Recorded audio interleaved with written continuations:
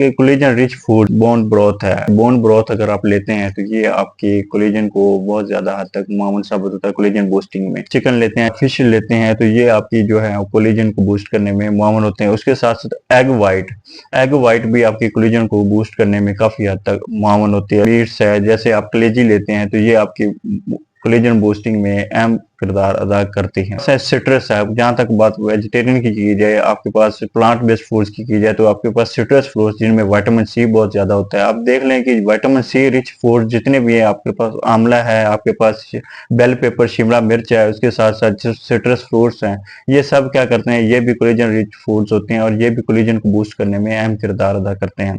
आपके पास leafy green जितनी भी सब्ज पत्तों वाली सब्जियां हैं, मूली, गाजर, पालक, शलजम, ये भी आपकी कोलेजन को बूस्टिंग करने में अहम किरदार अदा करते हैं। तो इसके साथ साथ जेलेटिन, अब एनिमल बेस्ड जो जेलेटिन है ये आपकी अगर प्योर हो, अगर जो किसी भी फ्लेवर, किसी भी जो मसनूई केमिकल कंपाउंड से बगैर बनी हुई हो, जो नेचुरल हो, उसको आप लेते हैं तो ये भी आपकी कोलेजन रिच होती है और ये भी आपकी कोलेजन को बूस्ट करती है।